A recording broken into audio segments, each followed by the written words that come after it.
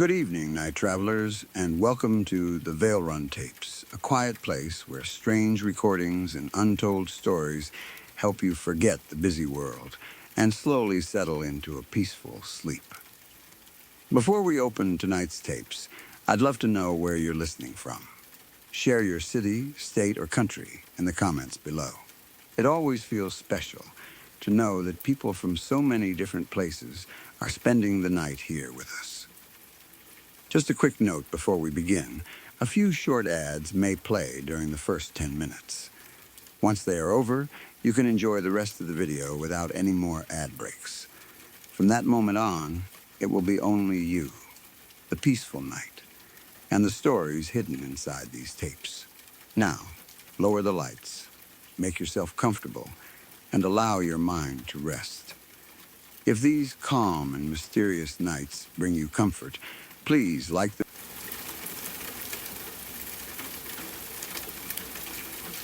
My house has two doors that lead into the backyard. One is in the dining room, the other is in the master bedroom. The yard itself is a decent size. Most people would probably call it large, but I never thought of it that way because the backyard I grew up with was easily 4 times bigger. When I first moved into this house, I actually called the yard small. Someone had to remind me that we once held an entire wedding ceremony back there. It was a small wedding, but still. My daughter Sheila and her first husband had wanted to elope. She didn't care about a big ceremony, expensive decorations, or a huge guest list. My wife did. Ever since Sheila was born, Rose had dreamed about the day our daughter would come home with an engagement ring. She wanted to plan everything. The dress, the flowers, the music, the location, the photographs. She had probably imagined that wedding more times than Sheila ever had. So when Sheila announced that she wanted to elope, I saw the disappointment on Rose's face. She tried to hide it. She congratulated them. She smiled. She said it was their decision. But I knew my wife. She had waited years for that moment. Sheila knew it too. So they compromised. Instead of eloping completely, they agreed to have a small ceremony in our backyard. Rose was still disappointed that she wasn't decorating some beautiful chapel in a dream destination, but once she accepted what she had to work with, that woman transformed our yard. Before the wedding, the backyard had been simple. Grass, a porch, a few bushes, nothing special. By the time Rose finished, it barely looked like the same place. She had a small water feature installed near one corner of the yard. She commissioned several statues and arranged them between flower beds. A cobblestone path curved through the grass toward an arbor that became the wedding arch. And then there was the garden. That was Rose's pride. She planted flowers everywhere. Some I knew the names of. Most I didn't. She cared for every one of them until the day cancer finally took her from me last year. I supported Sheila in whatever she wanted to do, but I was proud of her for giving her mother that wedding. The marriage itself didn't last. Sheila and her husband separated not long after my first granddaughter, Shelley, was born. That hurt, of course. But the wedding remains one of my favorite memories. Not because the marriage survived. Because Rose was happy. Sometimes a memory doesn't need the future to justify it. It can simply have been beautiful when it happened. I still tried to take care of Rose's garden after she died. At first, I did a decent job. But I'm getting old. My knees don't cooperate the way they used to. Neither does my back. Getting down onto the ground to pull weeds is difficult. Getting back up is worse. The garden was still alive, but I knew I wasn't maintaining it the way Rose had. There used to be a white picket fence around the entire yard. My son Tommy built the gate himself. Hand-carved wood. Heavy, beautiful. It sat beneath a little archway at the end of the cobblestone path. Over the years, everyone in the family carved their names into it. Mine, Rose's, Sheila's, Tommy's, even Sheila's first husband. After their divorce, nobody suggested removing his name. He was still Shelley's father. That made him family, whether the marriage had survived or not. Eventually, the fence started falling apart. Tommy pulled most of it out several months after Rose died. The plan was to rebuild the entire thing and refurbish the gate. Then, life got in the way. Tommy received a good job offer in another state and moved. The old gate ended up sitting in the shed. For a while, I left it there. Then, one evening, I went outside and stood in front of it. I ran my hand across the carved names. Suddenly, I couldn't stand the thought of it sitting alone in that shed. Sheila lived a few hours away. Tommy lived an entire state away. Rose was gone, and I was alone in that house. So I carried the gate inside. I know how strange that sounds, an old man keeping a backyard gate in his bedroom. But seeing those names beside me made the room feel less empty. It felt like they were all still nearby. For a while, that comforted me. Then guilt started creeping in. Every time I looked through the windows, I saw Rose's yard slowly losing its beauty. The garden became overgrown. The vines around the arbor spread wildly. The water feature stopped working. The statues collected dirt and moss. Without the fence, everything looked unfinished. It felt like I was watching something Rose loved slowly die because I was too old and tired to protect it. The first knocking happened one night when I was asleep. I barely woke. Knock, knock, knock.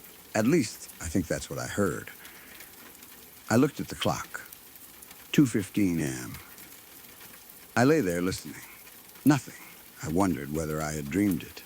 Within a few minutes, I fell asleep again. By morning, I had forgotten the entire thing. Retirement had not turned out the way I expected. When I was younger, I imagined retirement as freedom. No alarm clock. No boss. No deadlines.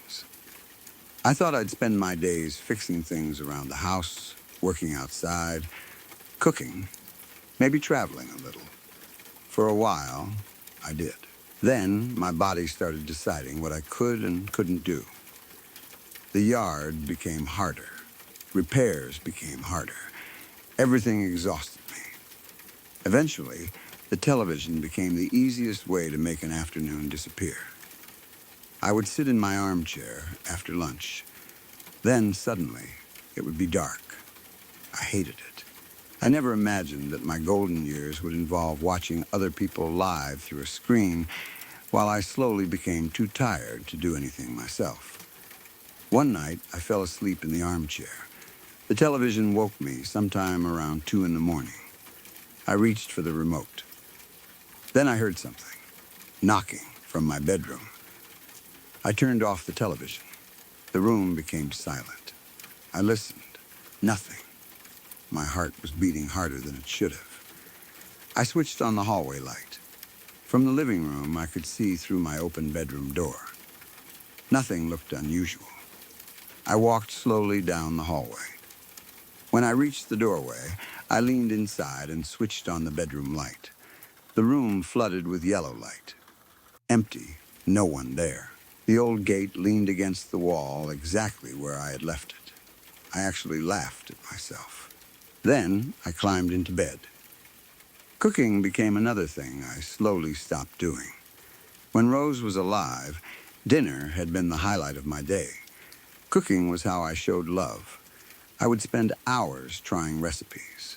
She always reacted like every meal was the best thing she had ever eaten, even after 30 years of marriage.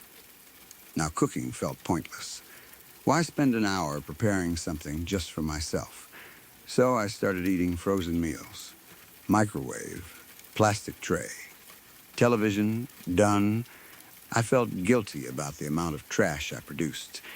But guilt wasn't enough to give me energy. Then the knocking came again. This time, I woke while it was happening. Bang, bang, bang, someone was pounding on a door. I lay frozen. The sound came from the bedroom, from the direction of the backyard door. Then it stopped. I didn't move for almost 20 minutes. Every horrible possibility moved through my head. Someone was outside. Someone had entered the backyard. Someone was trying to get inside. Eventually, I forced myself out of bed. I went into the dining room, turned on the porch light, then slowly pulled the curtain aside. The backyard was empty. No one. The garden moved slightly in the wind. The broken water feature sat dark beside the path. Nothing else moved. That made no sense. Getting into my backyard wasn't easy. The property was surrounded by other private yards. The narrow areas beside the house were almost completely blocked. There were old car parts, construction materials, and years of junk stored there. Large gates blocked access from both front and back. Those gates had heavy locks that had not been opened in years. Unless someone climbed over a neighboring wall, the easiest way into my backyard was through my own house. I didn't sleep again that night. The next morning, I called the police. An officer came by. Then another. They checked the yard, the locks, the side passages, the doors. One of them admitted it would be extremely difficult for someone to enter without leaving some kind of evidence. But there was nothing they could do. No damage, no footprints, no missing property. They told me to call 911 immediately if it happened again. That night, I planned to stay awake. Fear had different plans. I had slept only a few hours the night before, and eventually I passed out in the armchair. When I woke, dawn was coming through the windows. No knocking. A few quiet nights followed. I started wondering whether the whole thing had been in my head. Maybe the house settled. Maybe I was dreaming. Maybe grief was making me hear things. Around then, I decided I needed a hobby. Something that didn't require much physical effort. Something that would keep my mind active. Alzheimer's runs in my family. My father had it. My grandfather, too. That scared me more than almost anything. I remembered enjoying drawing when I was young. So one afternoon, I went to an art supply store. A young woman approached me almost immediately. "Hi, sir. Can I help you find anything?" "Honestly, I'm not sure," she smiled. "What brings you in?" "I'm retired. Most of my old hobbies are getting a little difficult physically. I need something that won't destroy my back." She started listing options.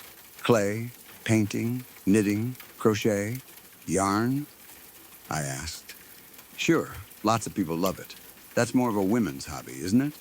She laughed. "You'd be surprised. My boyfriend crochets." I raised my eyebrows. "You don't say." "Absolutely. Well, good for him. Not sure it's for me." She didn't seem offended. "Anything else you used to enjoy?" "Drawing." Her face brightened.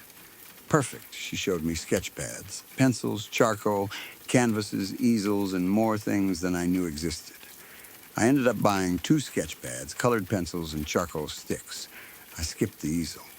My back probably wouldn't have enjoyed sitting forward for hours. At home, I already had one of those adjustable TV trays that slid under my armchair. I usually ate my frozen dinners from it.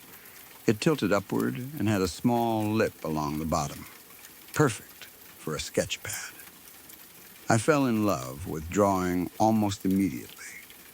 For the first time in months, I stopped checking the clock. I drew everything: the coffee mug, the lamp, the garden, old photographs of Rose. I wasn't particularly good, but that didn't matter. One night I was working on a drawing I had spent hours on. I was nearly finished. Then, bang, my arm jerked. The pencil dragged straight across the page. Ruined, I stared toward the hallway. Bang, bang, the knocking had returned. This time, I remembered what the police told me. I called 911. The banging stopped while I was on the phone. Police arrived. They searched the house. Then the backyard. Nothing. Again, they parked a patrol car outside afterward so I could sleep. The next morning, I was making coffee when someone knocked at the front door. I nearly dropped the mug. I looked through the peephole. Scott, Sheila's ex-husband, Shelley's father. Relief washed over me. I opened the door. Scott, what are you doing here? You know Sheila isn't around. I know. Saw her last week. How's my grandbaby? Perfect, he smiled. Sheila asked me to stop by and check on you. That was strange. She could have called. She just wanted to know everything was okay. I invited him inside. I had just made a full pot of coffee, so I offered him some. He accepted. While I poured it, something continued bothering me. Sheila always called. Always. Why would she suddenly send Scott? How do you take your coffee? I shouted from the kitchen. However you drink yours. I like it really sweet. That's fine. I brought both cups into the living room. Scott sat on the couch. I took my armchair. He sipped his coffee. So everything's normal? I looked at him. Forgive me, but I don't believe Sheila sent you. He stopped. Then sighed. Okay, he put the cup down. She doesn't know I'm here. My suspicion returned immediately. Then why are you? There's a police car sitting outside your house, Doug. He looked genuinely worried. What happened? I relaxed slightly. For the last month, someone has been getting into my backyard. His eyes widened. Were you robbed? No, then what are they doing? Knocking, he stared at me. What? They come during the night and pound on my back door. Scott looked disturbed. That's terrifying. You're telling me. He thought for a moment. Have you considered installing a doorbell camera? A what? He explained. A small camera. Motion detection. Phone notifications. Live video. Recordings, evidence. For the first time, I felt like we had an actual plan. Then Scott asked how often the knocking happened. I thought about it. About once a week. Same day, I paused. Actually, yes. Thursday nights. Always around the same time. Scott offered to help install the camera. Then he suggested that the following Thursday I stay at his house. He said Shelley would be there. That immediately convinced me. We installed the camera that weekend. Scott showed me how to use the phone app. It took some practice. Technology and I have never been close friends, but eventually I learned. The next Thursday, Scott picked me up. I looked into the back seat. Empty. Where's Shelley? His expression changed. Oh, I completely forgot. Sheila and I traded weeks. There at Disney World. I tried not to show how disappointed I was. I had been looking forward to seeing my granddaughter more than anything. Scott noticed. Hey, we're catching this asshole tonight. I smiled weakly. At least I wouldn't be inside the house. Around 2 in the morning, Scott woke me. I had fallen asleep on his bed. Doug, it's 2. I sat up. My mouth was dry. I need some water. He brought me into the living room. I sat on the couch while he got me a glass. Then he pulled out his phone. The camera app was already open. You're logged into mine? Yeah, figured I could help watch. I don't know why, but something about that made me uncomfortable. I opened the app on my own phone. 2:08. The knocking usually happened around 2:15. Every minute made my heart beat harder. 2:12, 2:13, 2:14. Then 2:15. Nothing, the backyard remained empty. No knocking. No movement.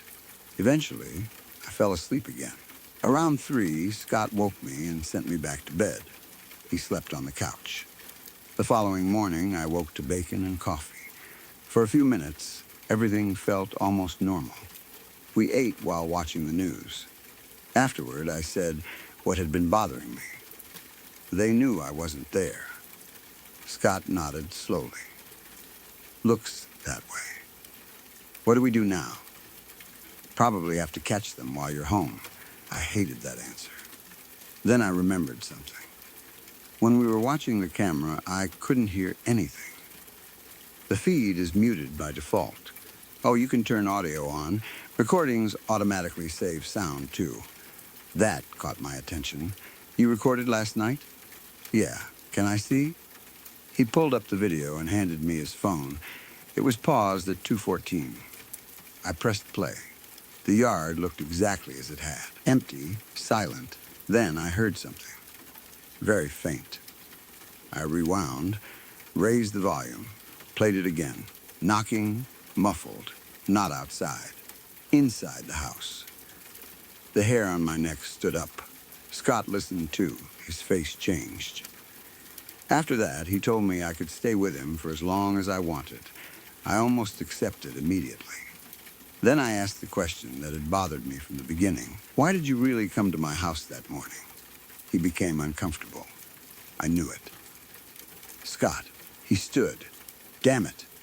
He rubbed his forehead. Promise you won't tell anyone? That depends. Please. Fine, he looked at me. I have a friend at the police department. I waited. He knows our family situation. When he heard about your 911 call, he told me. His eyes became wet. He could get in serious trouble for giving me information. That's why I lied. Everything suddenly made sense. He wasn't hiding something dangerous. He was worried. I hugged him. He hugged me back. Over the next week, we moved some of my belongings into his house. Not everything, just clothes, medication, drawing supplies, important things. The gate stayed behind at first. Then, while we were packing in my bedroom, I looked at it. Can I ask you something strange? Scott followed my eyes. The gate? Would you mind if I brought it? He hesitated. I know it's ridiculous. No, I touched Rose's name. I sleep better when it's nearby. Scott looked at the carvings, then smiled. For you? Anything. Life changed after I moved in. Fear slowly faded. Shelley eventually came back from Disney World. I saw her almost every day. For the first time since Rose died, I felt surrounded by family again. One night, Shelley was curled beside me on the bed. Grandpa? Yes, sweetheart? She pointed at the gate leaning against the wall. What's that? I smiled. Your Uncle Tommy made it years ago. I showed her the names. Her mother, her father, me, Tommy, her stepfather. Then Rose. I ran my finger across my wife's name. The carving looked brighter than the others. I frowned. Had Tommy painted it? I didn't remember. I miss her, I said. Shelley hugged me. I miss her too. That night I woke around 2. Shelley had climbed onto Scott's mattress and was sleeping beside him. I lay staring at the ceiling. Then, bang. I sat up. Bang, bang, Shelley screamed. Scott grabbed her. The sound wasn't coming from a door. It was coming from the gate. The gate stood against the wall. Nobody was touching it. Still, bang, bang, bang, I stared.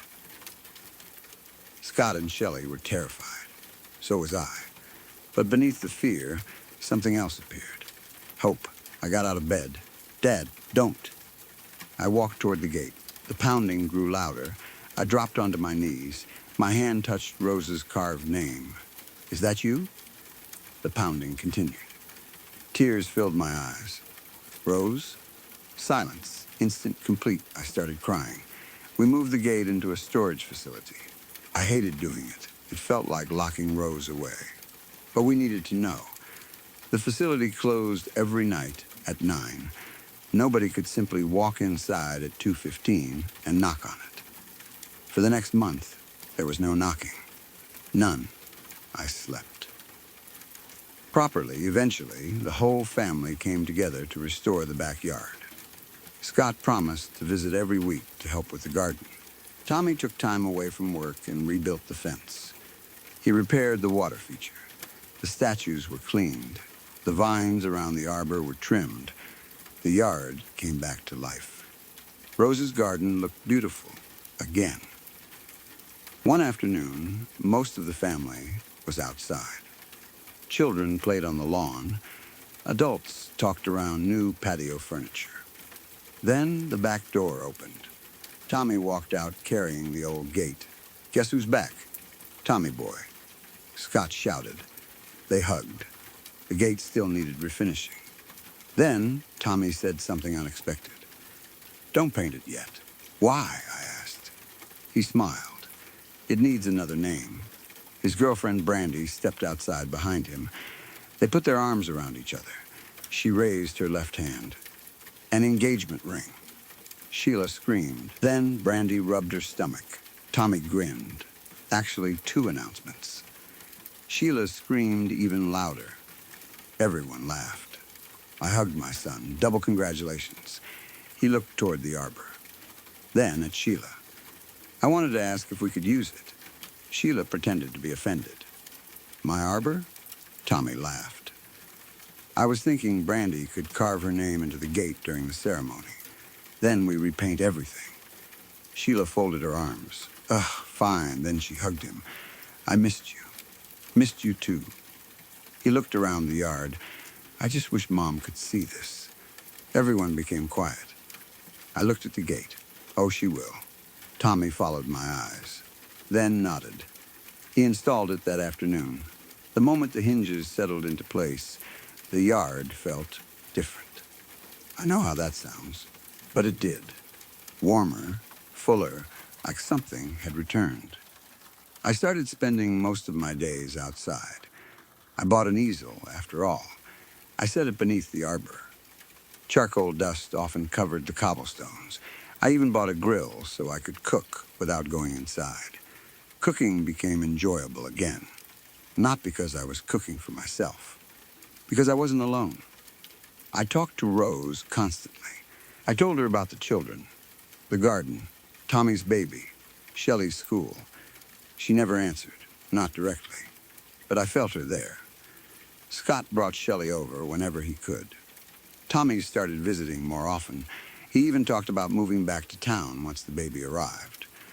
Sheila remained busy, but that's life. Children grow up. They build families of their own. I finally understood that distance did not mean they loved me less.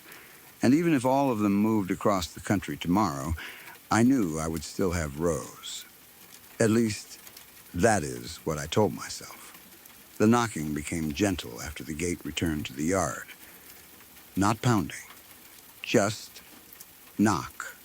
Knock, usually when I had spent too many hours indoors. I would hear it from the dining room. Then I would look outside. The gate would be closed, nobody there. So I would grab my sketch pad, make coffee, go sit beneath the arbor, and talk to my wife. For months, I thought that was the end of the story. Then Tommy's wedding arrived. The entire family gathered in the backyard again, almost exactly like Sheila's wedding years before. The arbor was covered in flowers. Brandy looked beautiful. Tommy looked terrified. Rose would have laughed at him. During the ceremony, Brandy carved her name into the gate. Everyone applauded. Then, Shelley noticed something. "Grandpa?" She was staring at the carvings. "What is it?" She pointed. "There's another name." I leaned closer. There was, below Rose's name, a fresh carving, not painted, not scratched roughly, beautifully carved into the wood. Exactly the same style Tommy had used years earlier. Doug, my name. I laughed. "My name's already there, sweetheart." She shook her head. "No," she pointed higher. I looked. My old name was still there. Doug, and beneath Rose's was another Doug. 2 of them. I turned toward Tommy. "Did you do this?" He looked confused. "No, Scott?" "Nope." Everyone began examining the gate. Then Rose's name changed. I swear to you, right in front of us. The wood darkened along the carving. The letters deepened. Rose, then beneath it, Doug.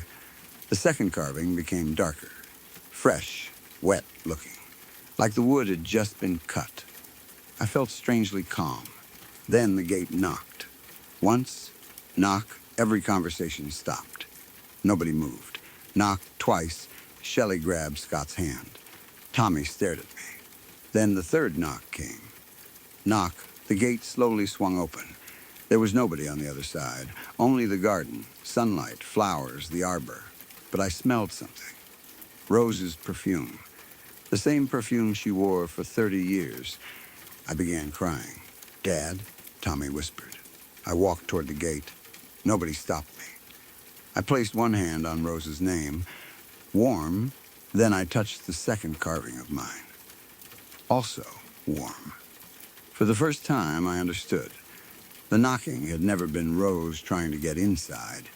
She had been trying to get me outside. Back into the garden. Back into the place she had built. Back into my life. I had spent a year slowly disappearing inside that house. Frozen dinners. Television, sleep, grief. Maybe she refused to let me finish fading away. That night, after everyone went home, I sat under the arbor. The yard was quiet. I talked to Rose until almost midnight. I told her I understood. I told her thank you. Then, something knocked gently behind me. I turned. The gate was open. Beyond it was not the side path, not the neighbor's wall, not anything that should have been there. There was another garden. Larger, brighter, the flowers moved even though there was no wind. Someone stood far away beneath another arbor. A woman. I couldn't see her face. I didn't need to. "Rose?" She lifted one hand. I stood, then stopped. Something pulled at my pants. Shelley's drawing. She had left it on the table earlier, a picture of the whole family, me in the center. I looked back toward the gate. The other garden was gone, normal yard. Again, I laughed. "Not yet?" Knock. One soft knock. I nodded. Okay, I went back inside. These days, I still hear the gate sometimes. Usually when I'm spending too much time alone. Sometimes when I skip dinner. Sometimes when I haven't called Sheila in a few days. Knock, knock, just enough to remind me. I don't know what the gate is. I don't know whether Rose is actually attached to it. Maybe grief has made me strange. Maybe age has. Maybe my family is right, and I simply need something to believe in. I don't care anymore. The garden is alive. My family visits. I draw. I cook again. I laugh more than I did a year ago. And every evening before I go inside, I touch Rose's name. Right beneath it is mine. The new carving. It has never disappeared. I think I know what it means. One day, that gate is going to open again. And when it does, the garden on the other side will remain. I'm not afraid of that anymore. Until then, whenever I spend a little too much time inside, whenever the television stays on too long, or the frozen meals start piling up in the trash, I hear 3 gentle knocks from the backyard. And I always go outside.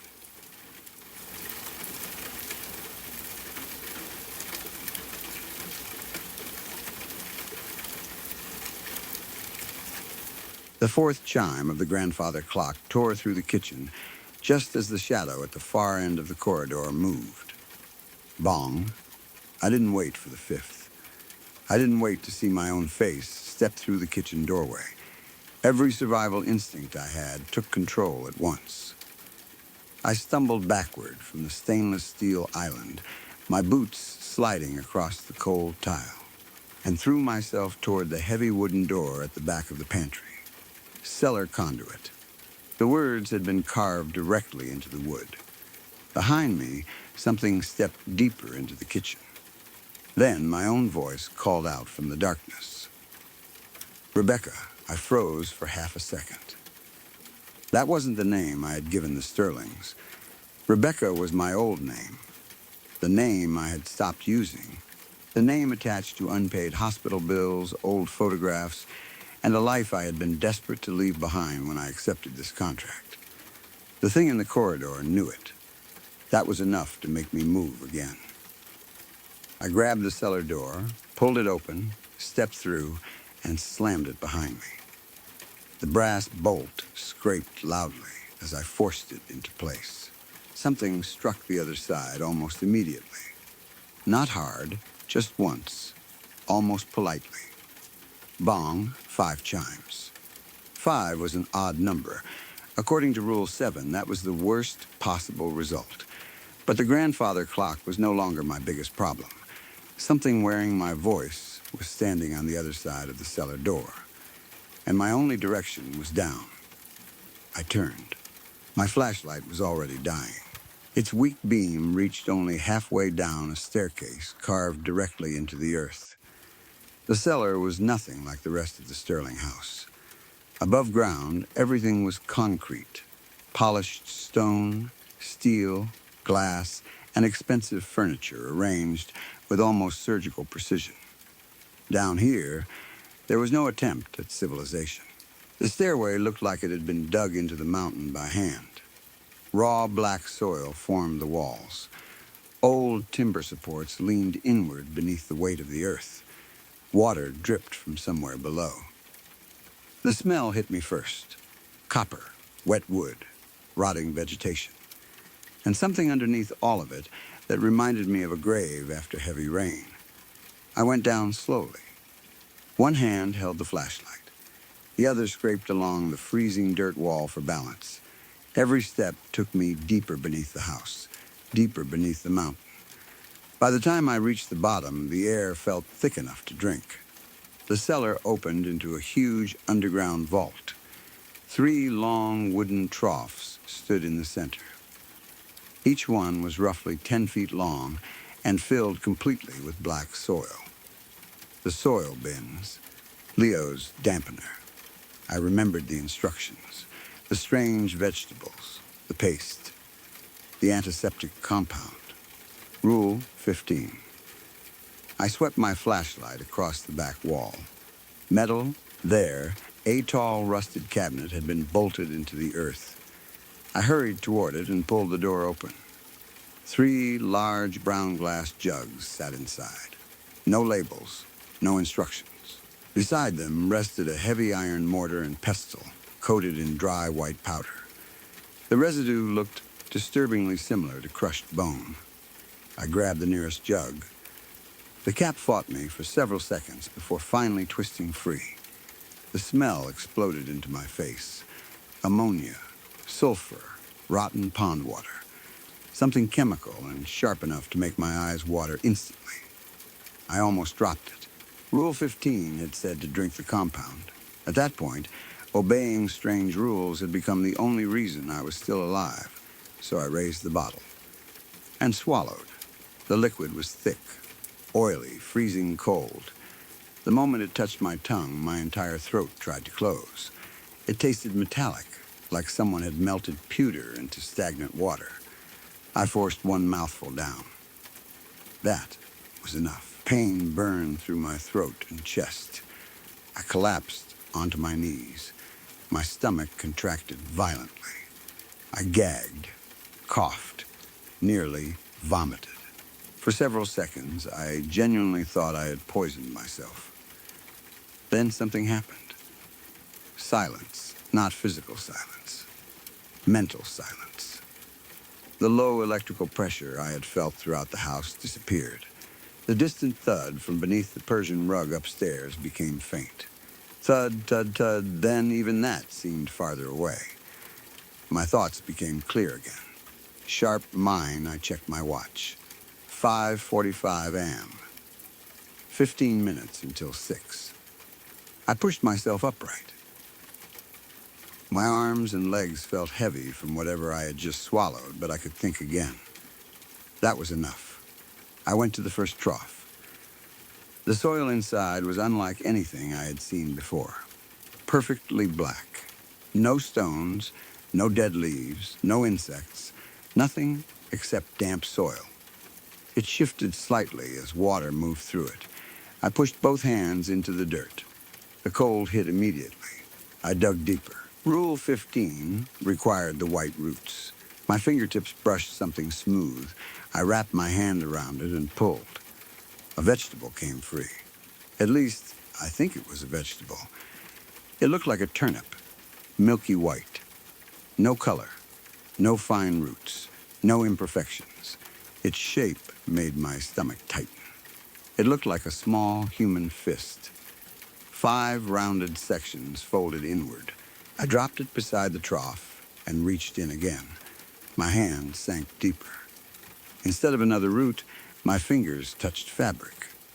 I stopped moving. It was thick. Rough wool maybe. I grabbed it. Then pulled. A heavy section of soil collapsed away. Yellow appeared beneath the black earth. Bright yellow. A rain jacket. The left shoulder had been torn almost completely apart. For a few seconds, I simply stared. Then, I started digging. Not carefully. I pushed soil aside with both hands. The more I removed, the more things appeared. A silver wristwatch, its glass face was shattered. The hands had stopped at 3:15. A pair of pink running shoes, both laces tied neatly. A leather wallet. Inside was a driver's license, 21 years old. Eugene, Oregon, the woman in the photograph, was smiling. Young, alive, normal, underneath the wallet, half buried in the soil, was a thick braid of gray hair. My body went cold. The trough wasn't simply growing vegetables. It was growing them from people. The previous nannies hadn't escaped. They hadn't been fired.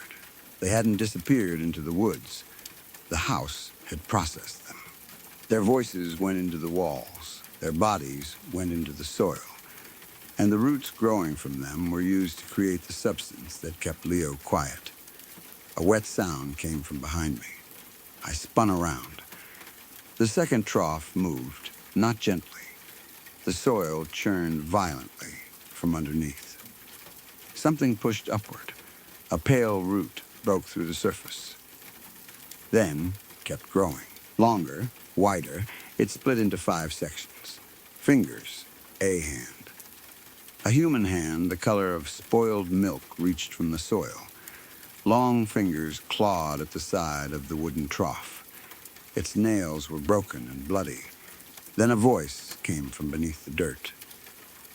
Please, I couldn't move. The soil shifted. Someone underneath was trying to clear their mouth. The voice was female. Young, terrified. I recognized it from the driver's license, even though I had never heard that woman speak. Don't let them look under the rug. The hand tightened around the wooden edge. I'm still down here. The soil moved again. I'm still holding the corner. I backed away. At the far end of the vault stood the cast iron incinerator. Cold, dead, covered in decades of pale ash. Then I noticed the floor near the cellar stairs. White turnips had appeared, dozens of them. They formed a perfect clockwise circle. And in the center of that circle lay broken wood, gray splinters, pieces of the oak rocking chair from Leo's nursery. I had destroyed that chair upstairs. Somehow, its remains had passed through 2 floors and gathered here. Above me, something hit the cellar door. Then my voice floated down the staircase. Come up, sweet, patient Rebecca, my old name again. The parents are waiting. The voice laughed softly. They want to show you what happens after 90 days. My hands went cold. I pressed the leather-bound binder against my chest. The rules. There had to be more. I leaned against the metal cabinet, opened the binder, and started flipping pages. Past the notes about previous caretakers. Past diagrams. Past the history of the Sterling estate. Past references to the 1894 fire. Near the end, the writing changed. Pages 25 through 30 had not been written with ink. The letters looked scratched into the paper with a blade. The parchment around them had yellowed. A crusted chemical residue ran through the grooves. At the top of page 25 were 4 words. The liquidation paradigm. My flashlight flickered. I read. Rule 26. If the oak rocking chair is destroyed before dawn, the anchor has failed. The house will begin to fold. My heart started beating harder. The brutalist concrete design is not the true structure. It is an artificial skin constructed to imitate safety. Do not trust hallways. Do not trust staircases. The structure will attempt to guide you toward the center of the nursery. The original entry point will be open. I turned the page. Rule 28. Leo is not a child. Leo was never born. He is a piece of the original forest floor shaped into a human form to act as a funnel. If Leo enters the cellar, do not look at his joints. If you hear wood cracking inside his limbs, he is expanding to fit the corridors. My flashlight dimmed again. Then I reached Rule 30, the final contingency. There is one object maintaining the active name attached to this unmapped land. Beneath the hardwood below the Persian rug rests the original 1894 deed. The deed was signed in the blood of the original wardens. It is stored inside a zinc container beneath the mouth of the void. Burn the deed inside the cellar incinerator before the 6th chime. If the deed survives past 6, the foundation will stabilize. You will become the 3rd trough. Crack, the sound came from the stairs.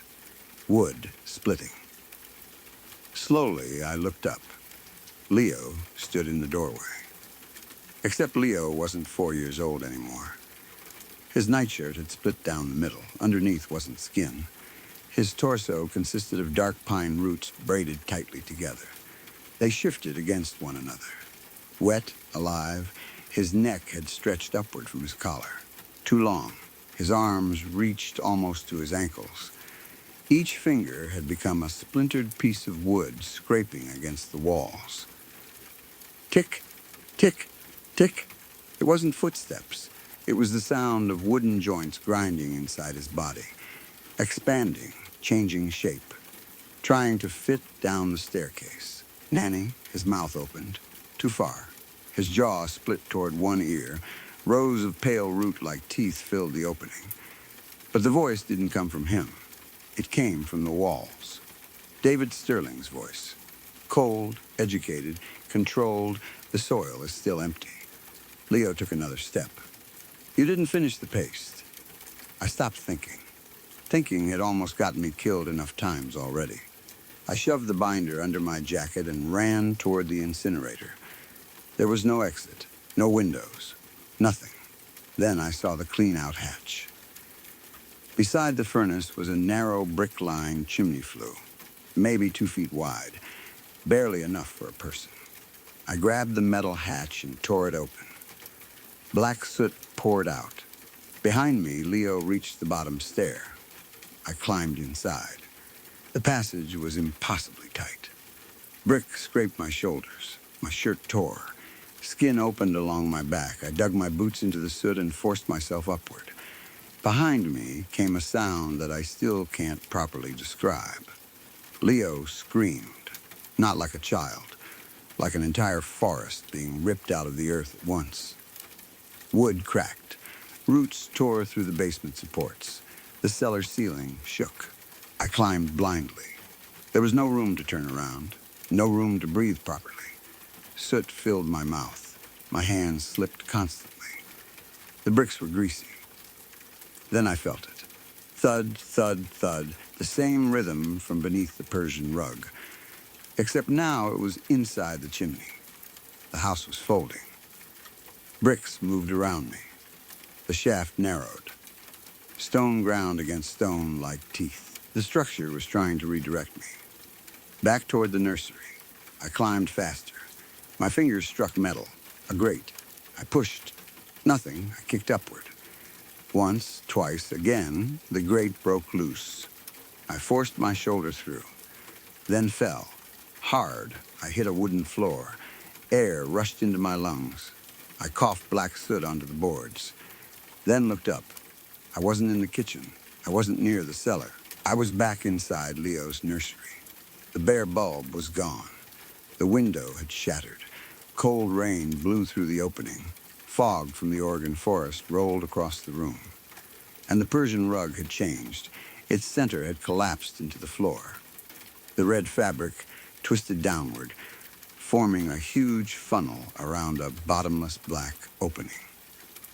David and Eleanor Sterling stood beside it, 3 feet apart, perfect posture, hands folded politely. Neither looked at me. They stared into the hole. "You're late with the dampener," Eleanor said. Her lips didn't move. The words came from the walls, the floor, my own head. David slowly reached into his coat. He removed a brass key, then held it over the void. "The zinc box is waiting." His voice was everywhere.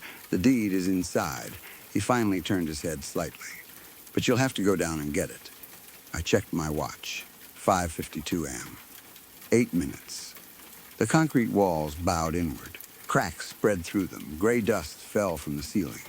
The entire house groaned. Behind me, the chimney exploded. Roots burst through the brickwork. Leo pulled himself into the nursery. He was larger again, barely recognizable as a child. A tower of mud and pine roots dragged itself across the floor. His long wooden fingers dug into the boards. No way back. No hallway. No stairs. No forest. Only the void. So I ran toward it. I passed between David and Eleanor. Then jumped. The rug disappeared beneath me. I fell. But there was no rushing wind. The air inside the shaft was dead. Still, heavy, it smelled like wet soil and rotting lilies. For 3 seconds, I dropped through something far deeper than the actual house could contain. Then I hit mud. Thud, pain exploded through my ribs. My binder flew from my jacket. I rolled onto my side, unable to breathe. Then my hand touched metal. The zinc box. I grabbed it immediately. Small, rectangular, heavy. There was no lock. Only a rusted latch. I opened it. Inside was a rolled sheet of thick vellum. The original deed. Even in complete darkness, I could feel the writing on it. Raised, thick, sticky blood. Then a flashlight beam struck my face. I looked up. Far above me, framed by the square opening of the nursery floor, stood a woman. Me, same clothes, same hair, same face. My car keys hung from one hand. But up close, the face was wrong. The skin around the jaw had been stretched too tightly. The smile reached almost to the ears. Rows of narrow human teeth shone inside the opening. "Thank you for the 90 days, she called. My voice. Perfect, confident, happy. The version of me who had never watched her mother die, never drowned under bills, never begged for work. Your throat was beautiful. Her smile widened. The house is going to love it. Leo began climbing down the walls, not falling, climbing like a spider. His fingers dug into the earth. I finally understood. The mimic was going to leave. It would take my car, my clothes, my voice, my identity, and my body would be buried inside the third trough. But she had forgotten something. I still had the matches. I pulled the box from my pocket. My hands shook badly. Leo descended faster. The mimic screamed, "Don't!" I pulled out one match, struck it. Orange light flared. For the first time, I saw what was behind me. A woman had been buried upright inside the wall. Thin, pale, eyes sewn shut with black thread. Her mouth moved. No sound came out. I dropped the match onto the deed. The blood caught instantly. Blue fire erupted across the parchment. Not yellow. Blue, bright enough to hurt my eyes. The entire mountain screamed. The sound didn't come from one place. It came from everywhere. Concrete above me shattered. Massive slabs tore loose. Leo caught fire. Blue flames raced across his roots. His limbs curled inward. Wooden joints burst one after another. White ash poured from him. The mimic screamed. Her voice changed. Mine, the previous nanny. David, Eleanor, children, old men. Dozens of voices layered together. Then a concrete slab fell across the opening. The hole vanished. Everything became silent. When I woke, sunlight was on my face. Real sunlight. Warm, I was lying in mud. But the house was gone, not collapsed. Gone, the concrete structure had dissolved into the mountain. All that remained was a huge depression filled with black soil, broken stone, and wild ferns. The forest around it looked different, too. Open, normal, I walked. For the first time in 90 days, the logging roads didn't loop. Every turn actually led somewhere. I kept moving until I reached the state highway. Now it's 10:15 a.m. I'm sitting on a wet moss-covered log beside the road. My clothes are covered in soot and dark sap. I think at least 2 ribs are broken. My car is gone. So is my wallet. The $4,000 a week means nothing now. But I'm alive. I found a phone near an abandoned hiking pack farther down the road. That's what I'm using to write this. For almost an hour, I believed I was free. The contract was gone. The house was gone. Leo was gone.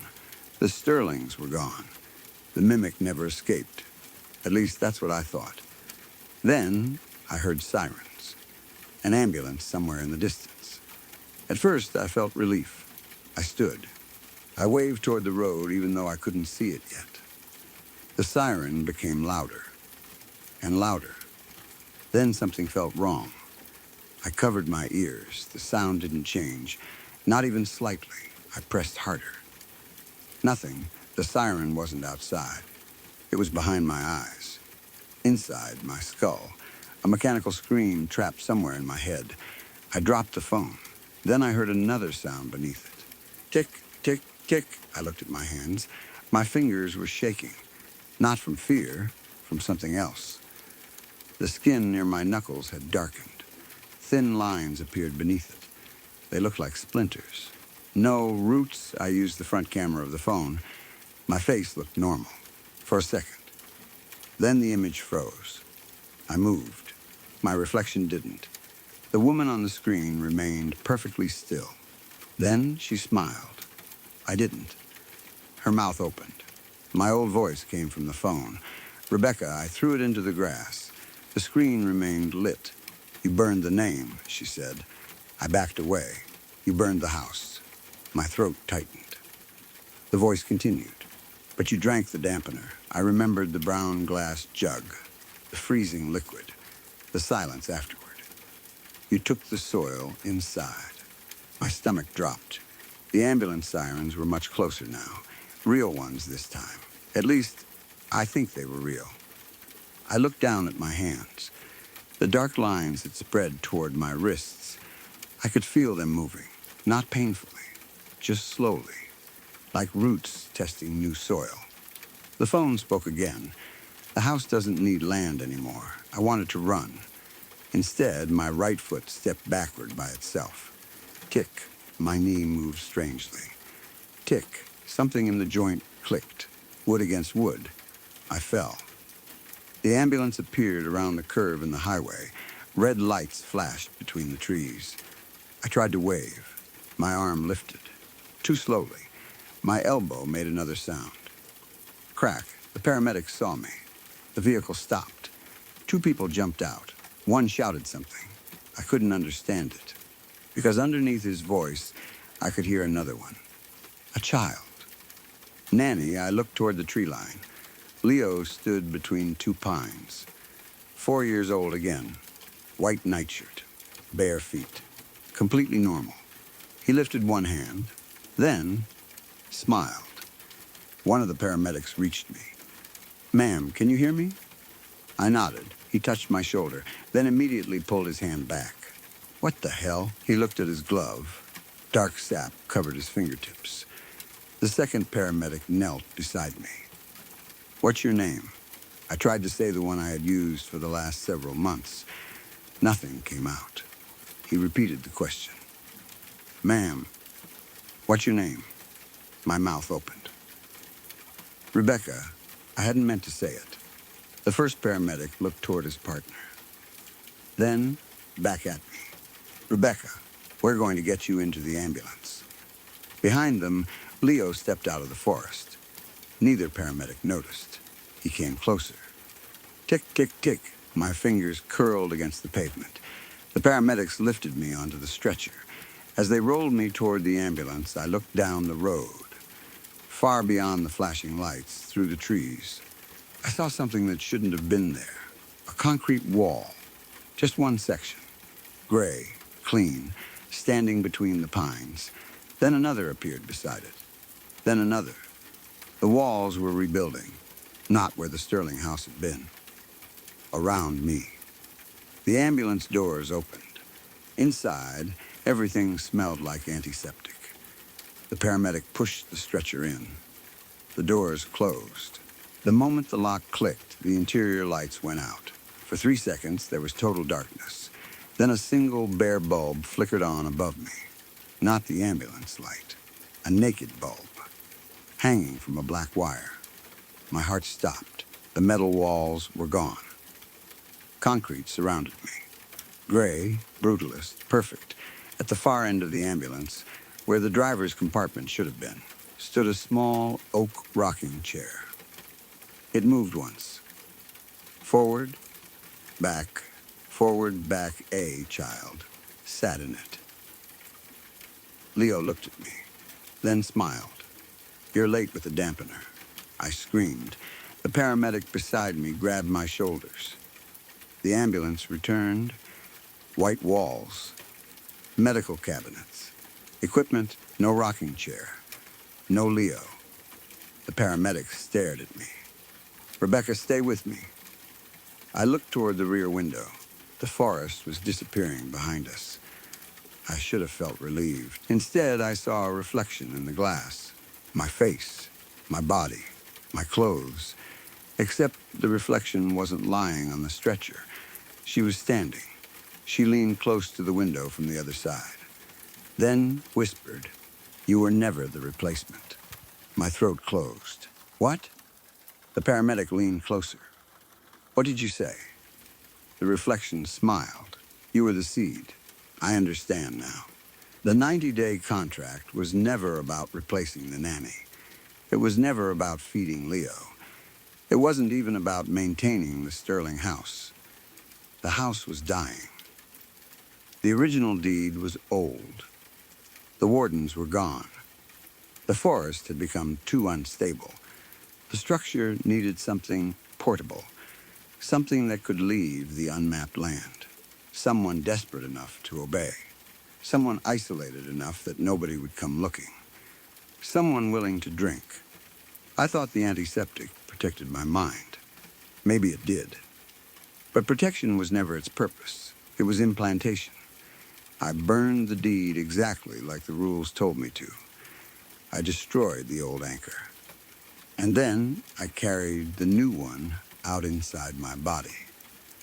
The ambulance is taking me toward Florence now. At least, that's what the paramedic said. My phone still has enough signal to post this. The dark lines have reached my elbows. The paramedics think they're bruising. They aren't. I can feel them spreading through my muscles. Roots, my heartbeat has changed too. Every fourth beat is wrong. 3 normal. Then 1 deep thud. Thud, thud, thud, thud, like something knocking from underneath a rug. The paramedic just asked me if I have any family they can call. I almost gave him my mother's number. Then I remembered. She has been dead for 2 years. For 1 second, I forgot that. And in that second, I heard Eleanor laughing inside the ambulance wall. I think the house is already rewriting things. The windows are fogging now, not from temperature. Words are appearing in the condensation. I can see them over the paramedic's shoulder. He hasn't noticed. Rule 1, do not allow the patient to sleep after sunset. Another line is appearing.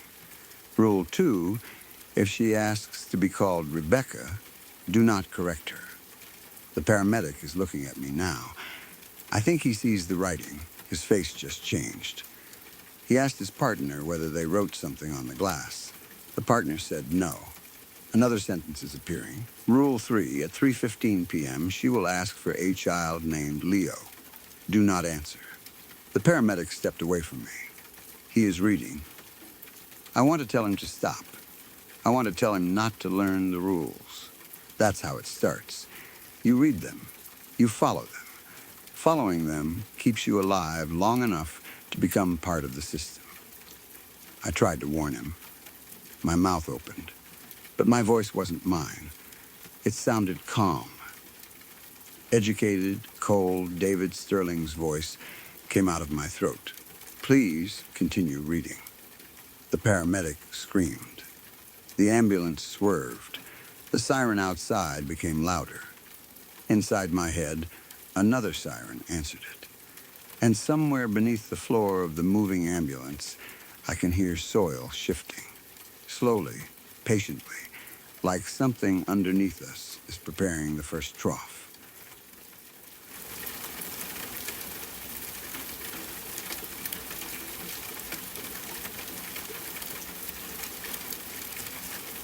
I would like to tell you a story from my younger days in the Philippines, back when my hair was still thick and black, and I believed I understood the difference between superstition and reality. This story is about a manananggal. For those who did not grow up hearing stories about them, a manananggal is a creature from Filipino folklore. It usually appears as a woman during the day, but at night it can separate the upper half of its body from its lower half. Wings grow from its back, and it flies through the darkness, searching for pregnant women. It is said to have a long tongue that can reach through windows and feed directly from the womb. If you are from another country, I understand how ridiculous that probably sounds. A flying woman who tears herself in half and hunts unborn children sounds like something created to frighten children into staying indoors after sunset. That was what I wanted to believe too. But where I grew up, people did not speak about mananangals like characters from old stories. They spoke about them the way people spoke about storms, sickness, or wild animals. They were dangerous things that existed whether you believed in them or not. The name itself roughly means something like remover or taker. I have always thought that name suited them perfectly. They take. They do not build families of their own. They do not create hope. They find hope growing inside someone else and remove it from its cradle. At least, that was what I believed before I met Miriam. This is the story of me, my wife Andrea, and the worst summer of my life. Andrea was the only woman I ever truly loved. I hope telling this story after all these years gives some meaning to what happened to us. It began one gray summer morning. I woke to find Andrea sitting upright beside me, staring through our bedroom window. Her face frightened me before she even spoke. Her eyes were wide and wet. Her hands rested protectively over her swollen belly. Outside, our animals were already making their usual morning noise. Chickens scratched around the yard. Sheep bleated from their pen. Our pigs pushed against one another as they waited to be fed. Andrea was staring at our pregnant sow. "The pigs are still alive," she whispered. I sat up. The sow was moving normally. More importantly, her belly was still enormous. Pregnant, alive, that should have been good news. Instead, Andrea began trembling. It had been several weeks since the creature had attacked a pregnant animal. That meant it was hunting people again. I wrapped my arms around Andrea. Her chest rose and fell quickly against me. "Should we warn Araceli?" she whispered. "And Miriam?" Her voice broke. "I will," I told her. "You stay here. I'll handle it." I kissed her forehead and got dressed. On my way out, I made her coffee out of habit. She stared at the cup and shook her head. No, I heard coffee is bad for the baby. I almost laughed. With everything happening around us, she was worried about coffee. But that was Andrea. She was already a mother. Everything she did revolved around protecting that child. I kissed her again. Her lips tasted salty from her tears. "I love you," I said. "I love you too." I walked into the living room and tried calling Michael and his wife, Araceli. Nobody answered. I called again. Nothing. That was when I started feeling sick.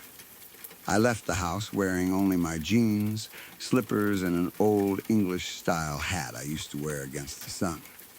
Before I reached the center of town, I heard crying. Not one person. Many, the wind carried the sound toward me. It also carried something else. Smoke, blood, and garlic. My stomach tightened. Something had happened during the night. I started walking faster. When I reached the town square, I saw a crowd gathered outside Michael's home. Nearly everyone was there. Michael was sitting near the front of the house. He was our town's only barber, usually a cheerful man who could turn any conversation into a joke. That morning, he looked 20 years older. He held a cigarette between trembling fingers. On the ground in front of him was a white sheet. There was clearly a human body beneath it. But the shape was wrong, too flat. Dark stains ran across the cloth. A large red patch had spread from the middle. The witch doctor stood nearby, arguing with the mayor. I couldn't have done anything. He shouted. There was nothing I could do. Michael suddenly stood. He shouted something I could not understand. Then I saw Miriam. She was standing among the crowd with both hands covering her mouth. Miriam was the third pregnant woman remaining in town. She was our school teacher. Unlike Andrea, she had no husband protecting her. The circumstances of her pregnancy had always been unclear and painful enough that most people avoided asking questions. She had been attacked, or at least that was what everyone believed. Afterward, she refused to let anyone stay in her home. Even after the Manananggal began killing pregnant women, Miriam insisted on living alone. Someone beside me whispered the truth. Araceli is dead. I stared at the sheet. No, she's under there. I could not understand it. Araceli had been only days away from giving birth. The last time I had seen her, her belly had been huge. So why was the body beneath that sheet so flat? Then I understood. The baby was gone. Get out. Michael suddenly screamed. He pulled out his bolo and swung it wildly. People jumped backward. Get the hell out of here. The witch doctor tackled him. The mayor and two other men helped hold him down while someone took away the blade. You heard him. The witch doctor shouted at everyone. Go home. The crowd slowly scattered. I remained there for another moment. I could smell garlic. Not fresh garlic. Something darker. Rotten, mixed with the smell of a dead pig left too long in the sun. That was the smell people associated with the creature. I looked at the sheet again. For one terrible second, I imagined Andrea underneath it. I imagined her beautiful face, cold and lifeless. I turned away and nearly vomited. Brother Amon. I turned. Miriam stood behind me. Her eyes were red. I'm so sorry, she whispered. Then she began crying. I'm so sorry. I placed a hand gently on her shoulder. Don't be afraid. We'll get through this together. She pulled away almost immediately. Then she hurried down the street, still crying. There had originally been 6 pregnant women. Now only 3 remained. Thomas's wife, Corazon, had been first. Her death had been violent. There had been screaming, gunfire, and chaos. Corazon and her unborn child both died. Then came Corey's wife, Althea. Corey had run away when the creature came. Everyone called him a coward afterward. Maybe he was. But after everything I later saw, I sometimes wonder if running was the smartest thing anyone did. Then, Araceli. That left Andrea, Miriam, and Davina. Davina was an older woman whose husband had died while deployed overseas. She was closest to giving birth. That made her the most obvious next target. Later that day, I met with the mayor, Michael, and the witch doctor. The witch doctor looked exhausted. That tongue, he kept saying. That damn tongue. He rubbed his face. It came through the window. I tried cutting it. I couldn't. It was like hitting steel, black as night. And the smell? He swallowed. Then it stabbed Araceli and started sucking. Keep her name out of your mouth. Michael lunged forward. The mayor stepped between them. Enough. The room became silent. After Michael was taken to the clinic and the witch doctor left, the mayor asked me to walk with him. We went toward the river. This is getting out of control, he said. I said nothing. 1 week, there's nothing. Then, suddenly, pregnant women start dying. How's your sow? Still alive? Still pregnant? Yes, the mayor cursed quietly. So it really is choosing human babies. He immediately realized how horrible that sounded. Sorry, I shouldn't have said it like that. We walked farther. How's Andrea? I hesitated. She barely sleeps. I stared at the river. She's terrified that something will happen to the baby. Then she worries that being terrified and not sleeping will hurt the baby. Then, worrying about that keeps her awake even longer. The mayor nodded. After a while, he lowered his voice. I think we know who the Mononangle is. I stopped walking. What? The witch doctor suspects Maria. The barmaid? Maria had moved into town not long before the attacks began. The woman who recently moved here?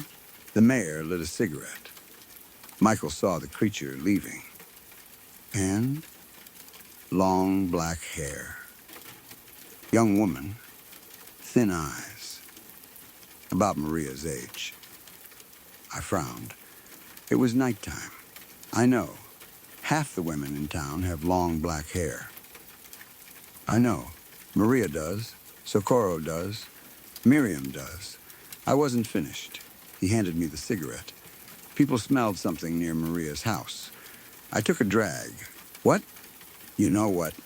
Garlic, death, that rotten, bitter smell. Why are you telling me? Because we're considering doing something about it.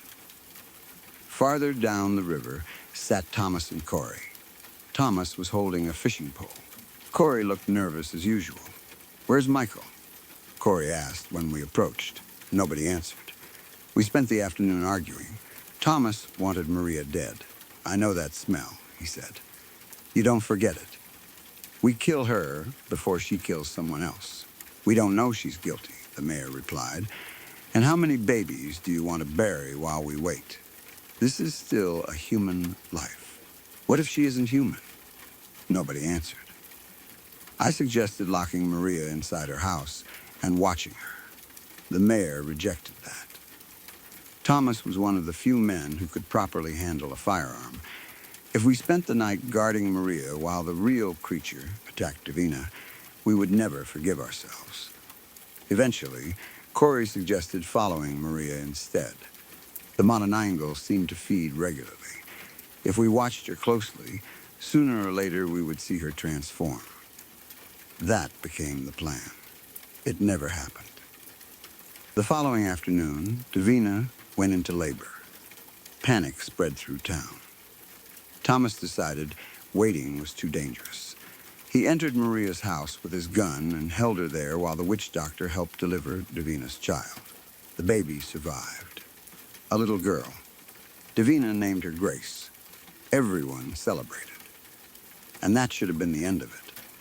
Instead, someone decided Maria's confinement proved she was the creature.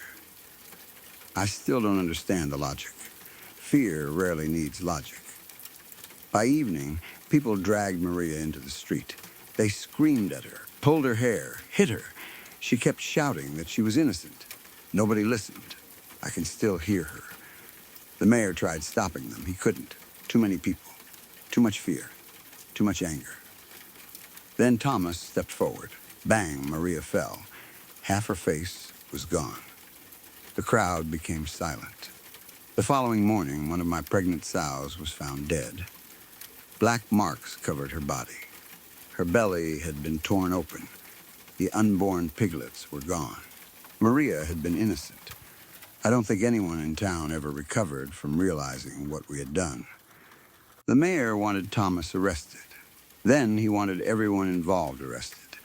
But almost half the town had participated, and we still had a manananggal. Andrea and Miriam were still pregnant, so nobody went to prison. A month passed. Our house became a fortress. Michael, Thomas, the witch doctor, Corey, and sometimes the mayor took turns helping me guard Andrea. Metal crosses hung everywhere. Paper charms covered the walls. The witch doctor painted chicken blood along the windowsills because he believed it would hide Andrea's scent. Weapons rested beside the bed.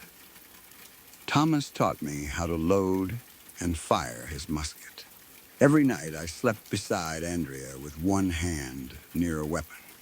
Sometimes I woke to the sound of Corey sharpening his bolo. Other nights, Michael drank until sunrise. Then came the night I had been fearing. We heard wings. Heavy, slow, powerful. Something huge circled above the house. Then came the smell. Garlic, rotting meat. Death. Thomas stood first. His cigarette remained between his lips as he raised the musket. You hear that?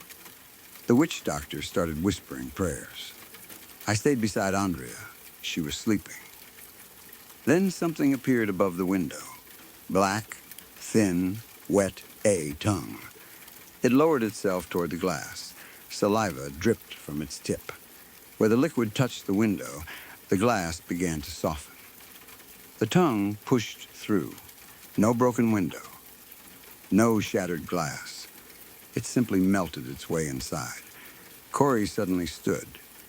I need something from the kitchen. Thomas glared at him. Where the hell are you going? Let him, the witch doctor whispered. Someone needs to find the creature's lower half. That was one of the old ways of killing a manananggal. When it separated, its legs remained behind. If you found the lower body and covered the exposed flesh with salt, ash, or garlic, the upper half would be unable to reconnect before sunrise. Then, sunlight would kill it. Corey disappeared. The rest of us remained completely still. The tongue moved farther into the bedroom. 1 foot. 2, 5, 10. It seemed impossible that so much of it could fit inside. It moved like a snake searching for prey. Thomas raised his musket. The barrel was almost touching it. The witch doctor held his blade. I held Andrea. Then her eyes opened. She saw the tongue. Andrea screamed. I covered her mouth. Too late. Bang. Thomas fired. The shot struck the tongue. It slammed against the floor. For half a second, I thought he had cut it apart. Then it moved.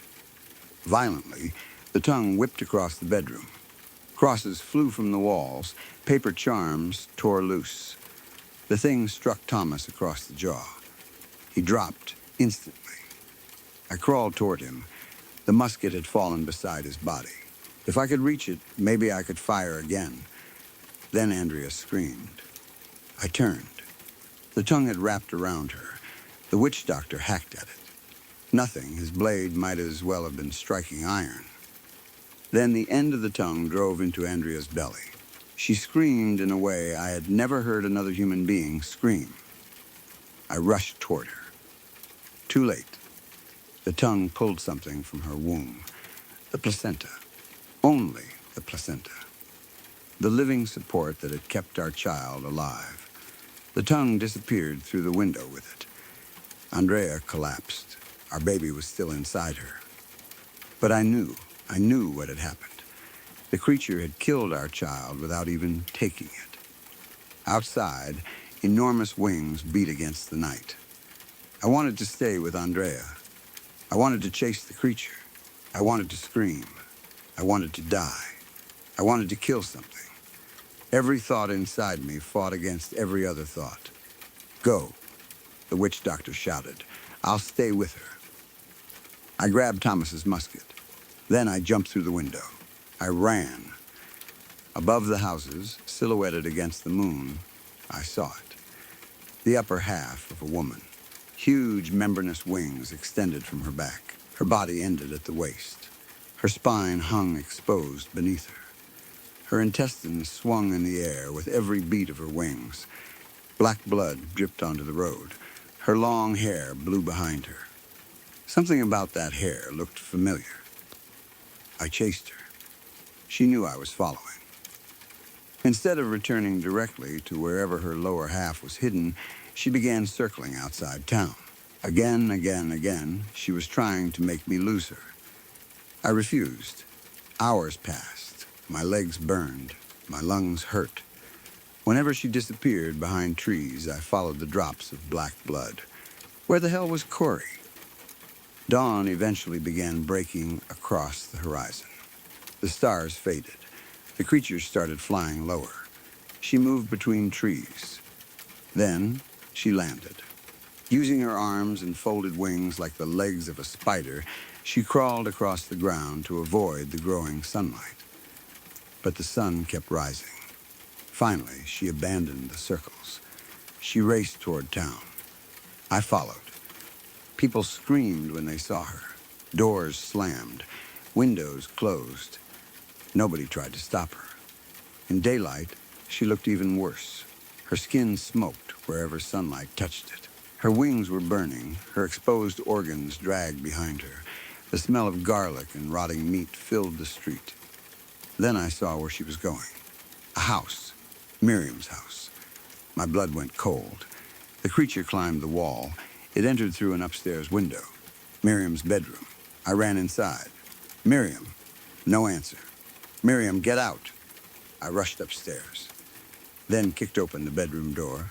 I stopped. There were legs standing in the middle of the room. Human legs. Thin, female, they wore blue and white striped pajama pants. They ended around the waist. Above them was exposed flesh. Skin, fat, muscle, bone, and something else. A large pink sack of muscle rested above the open body. Swollen, moving, pregnant, I finally understood. Miriam was the Mononangle. A sound came from the other side of the room. I turned. There she was, or half of her. Miriam dragged herself across the floor. Her wings were burned and broken. Her arms trembled beneath her weight. She looked exhausted, terrified, almost human. I raised the musket. She saw me. I aimed directly at her head. My finger touched the trigger, but I couldn't fire. Not yet. Miriam crawled toward her lower body. She pulled herself upward. Her burned wings pushed against the floor. She lowered herself onto her waiting legs. For one horrible moment, I thought she was going to reconnect. Then she screamed. She pulled away. Tried again. Another scream. The flesh would not join. Then I saw the salt. White grains covered the exposed waist of her lower body. Corey. The coward had done what he was supposed to do. He had found her lower half. He had salted it. Miriam was going to die. Sunlight continued pouring through the windows. Her skin smoked. Then I heard another sound. Crying, not Miriam, a baby. I looked at the swollen pink mass attached to her lower body. It moved. The crying came from inside it. Miriam looked at me. Tears ran down her face. I'm sorry. I kept the gun aimed at her. I'm so sorry, she whispered. Her voice broke. My baby was hungry. I said nothing. He stopped eating animals. She looked toward the swollen womb. He wouldn't eat pigs anymore. More tears came. Please believe me. I tried. Araceli, Corazon, Althea, Andrea, all of them. Their babies had been food for hers. The creature had not been hunting because Miriam wanted to kill. She had been feeding her child. That did not make me hate her less. Maybe it made me hate her more. My baby is hungry, she whispered. I stepped closer. Miriam closed her eyes. Please, she began crying softly. Please take care of my boy. I pressed the musket barrel against her head. For a moment, I remembered Andrea. I remembered her sitting beside the window that morning. The pigs are still alive. I remembered making coffee she wouldn't drink because she was worried it might hurt our baby. I remembered kissing her. I remembered promising that I would protect her. Then I pulled the trigger. Bang! Miriam fell. She did not move again. Her wings stopped twitching. The smell of burned flesh filled the room. Her lower body remained standing. The womb above it continued moving. The baby was still crying. People began rushing upstairs. The mayor arrived first. Then Thomas. Michael, the witch doctor. Others crowded behind them. Some vomited when they saw the room. Others simply stared. Nobody spoke. The baby kept crying. It was strange. For something born from such horror, it sounded exactly like any other hungry child. That was perhaps the worst part. For years afterward, that sound followed me into my dreams. Miriam had asked me to take care of her son. I didn't. I couldn't. My child had died because hers was hungry. Maybe the boy was innocent. Maybe he had never chosen what he needed to eat. Maybe Miriam had once been an ordinary woman, too. Perhaps she had become pregnant in some way none of us understood. And after that, she discovered exactly what was growing inside her. Maybe the attacks had not started from cruelty. Maybe the first time she killed, she told herself it would be the last. Then her child became hungry again, and again, and again. Those are questions an old man has the luxury of asking. The young man standing in Miriam's bedroom did not ask them. He only saw Andrea. He only saw our dead child. So I made sure Miriam's baby never grew up. Eye for an eye. A child for a child. For many years, I believed I had done the right thing. Now, I am old. My hair is thin and gray. Most of the people from that town are gone. Some died naturally. Others moved away. The old houses have changed. The roads are different. Children who weren't alive then now have children of their own. And I have had decades to think about what happened in that bedroom. Sometimes I still see Miriam crawling toward her legs. I remember how desperately she tried to reconnect herself. Not because she wanted to escape. Not because she wanted revenge. She wanted to survive long enough to protect her baby. That was exactly what Andrea had wanted. Exactly what Araceli had wanted. Exactly what every mother in our town wanted. Perhaps that is the cruelest part of the story. For months, we had imagined the Manananggal as something completely separate from us. A monster. A demon. A thing without love. But when I finally found it, it was a terrified mother begging a man with a gun not to leave her child alone. That doesn't excuse what Miriam did. Nothing ever could.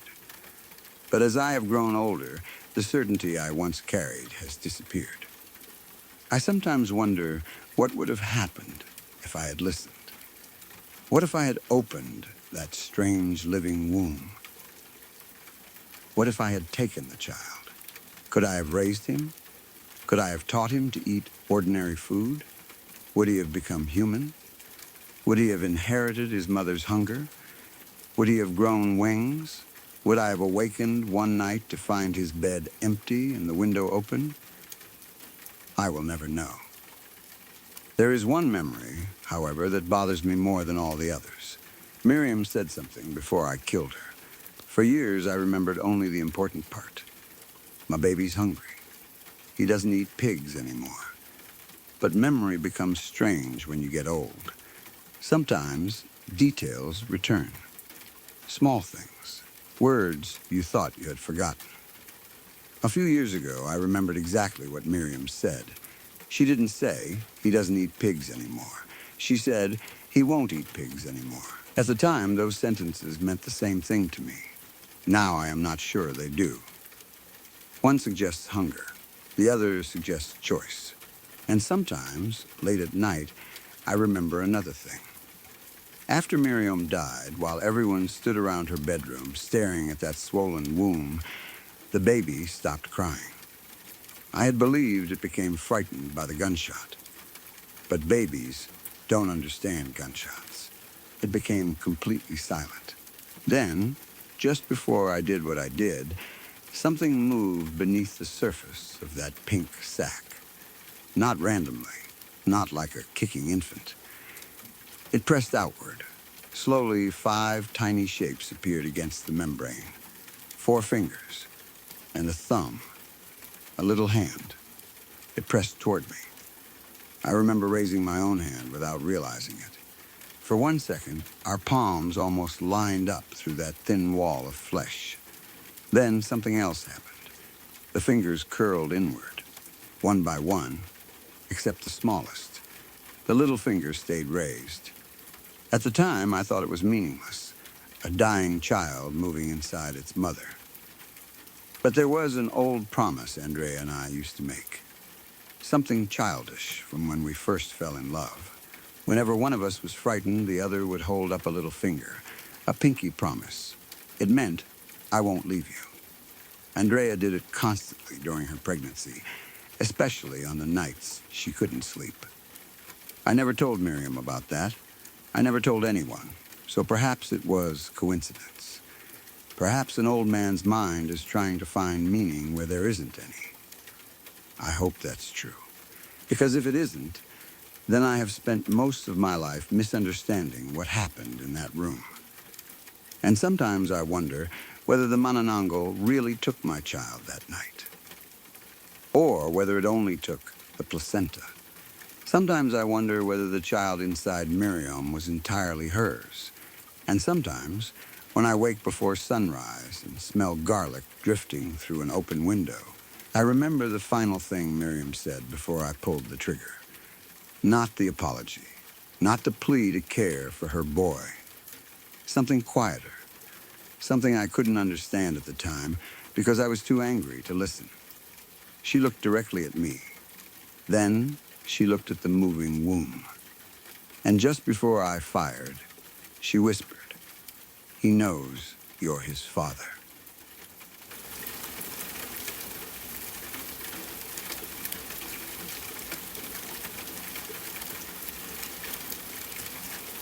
I'm not going to begin by telling you that I don't believe in ghosts. People always seem to do that before sharing something supernatural. They spend half the story explaining how rational they are, how they've never believed in spirits, how every strange noise has a logical explanation, and then eventually admit they saw a dead relative standing at the end of a hallway. I don't know what I believe anymore. Before this happened, I had very strong opinions about things I had never personally experienced. It was easy to laugh at ghost stories when they belonged to someone else.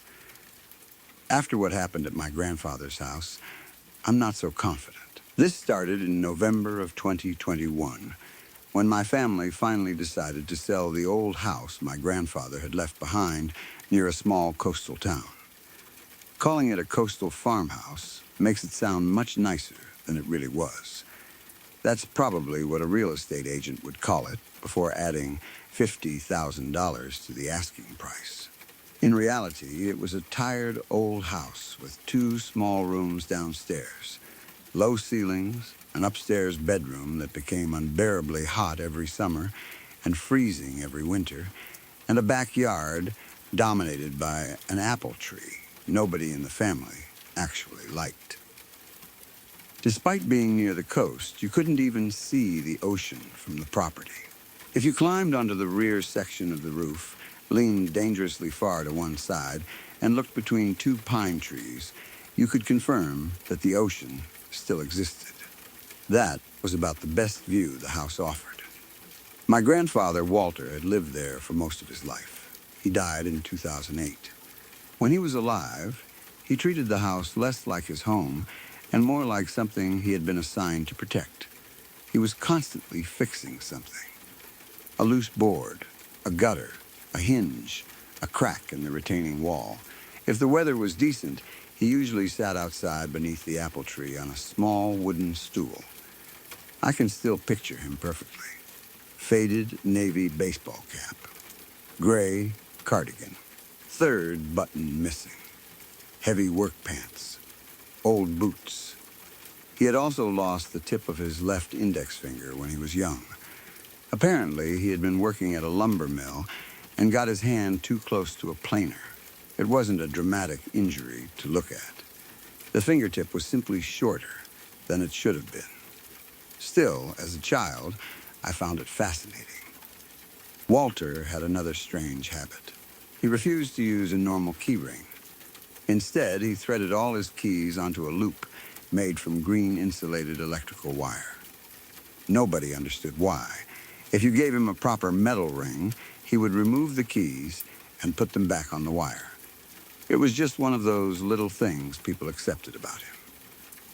After Walter died, nobody really knew what to do with the house. At first, family members still visited. Then, less often. Eventually, it became storage. Old furniture, boxes, tools nobody wanted. Christmas decorations. Things too useful to throw away, but not useful enough to keep in our actual homes. Over the years, the house became less of a family property and more of a source of guilt. Nobody wanted to maintain it. Nobody wanted to sell it either. Selling it felt disrespectful somehow, as if getting rid of the house meant getting rid of Walter. Then, a bad storm hit the coast. Wind tore open part of the roof above the upstairs bedroom. Rain came in. Suddenly, sentiment became much less important than repair bills. If you've ever dealt with a property jointly owned by several relatives, you probably know exactly how that goes. Everyone behaves like the owner until money is required. Then suddenly, everybody becomes a distant cousin. We spent nearly 2 months sending messages back and forth. Every person said the same thing. Whatever you guys think is best. Eventually, you guys became me. So I took responsibility for selling it. Luckily, one of my childhood friends, Jason, worked in real estate. I gave him one of the keys. He visited the house, took photographs, wrote the listing, and put it online. There was one problem with the photographs. The upstairs bedroom wasn't included. That door had been stuck for years. The key still fit into the lock. It would turn. But the latch never pulled back. We had tried oil. Screwdrivers, shoulders, kicking, nothing worked. Eventually, Jason and I decided there was no reason to damage the door just for listing photographs. Anyone buying a house that old would probably renovate anyway. Jason described the property as being in need of selective updating. That's real estate language for saying the house has a long list of problems that nobody wants to put into writing. The listing went online on a Wednesday. 3 days later, Saturday morning, Jason called me. It was exactly 11:17. I know that sounds strangely specific, but I checked the screenshot of that call multiple times afterward. I was barely awake when I answered. Jason said, "If you guys already sold the place, I'll take the listing down." I sat up. "What place?" "Your grandfather's house." "What are you talking about?" "The family you showed it to yesterday. They called me. They want to bring earnest money Monday." For a few seconds, I genuinely thought I had missed some major family decision. My first thought was my uncle. Maybe he had made some private arrangement behind everyone's back. It would have been annoying, but at least it would have made sense. So I called him. He had been at dialysis Friday afternoon. My aunt was out of state. My father had spent most of Friday with me and didn't leave until after dark. As far as we knew, only 2 keys to the front door still existed. Jason had one, I had the other. Nobody had shown the property. I called Jason back.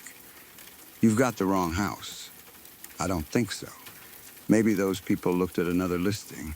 They specifically gave me your address. That's impossible." Jason sighed.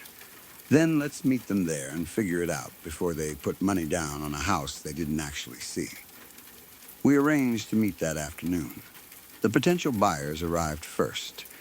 They looked completely normal. Husband and wife. Probably early 40s. They had a little girl with them, maybe 6 or 7 years old. They were moving from another state. The husband smiled when we approached. Then He looked closely at Jason. His smile disappeared. You weren't the man here yesterday. Jason stopped. Nobody was here yesterday. The husband looked at his wife. That was when the mood changed. The couple explained that they had driven to the property at around 5 Friday evening. They weren't expecting a formal showing. They only wanted to look at the house from the road. But when they arrived, an elderly man was sitting beneath the apple tree in the backyard. They assumed he was the owner.